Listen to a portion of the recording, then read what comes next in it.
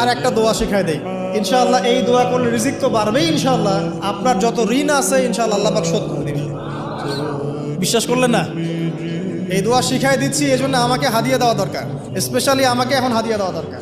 গুরুত্বপূর্ণ দোয়া শিখাই দিচ্ছি। আলী রাদিয়াল্লাহু আনহু বলেছেন, কোনো ব্যক্তির যদি পাহাড়ের সমানও ঋণ থাকে, এই দোয়া যদি আমল করে আল্লাহ পাক ওই ঋণও শোধ করে দিবেন ইনশাআল্লাহ। দোয়াটা হচ্ছে আল্লাহুম্মা ইকফিনি বিহালালিকা আন হারামিকা ওয়া আগনিনি বিফদলিকা আম্মান সিওয়াকা।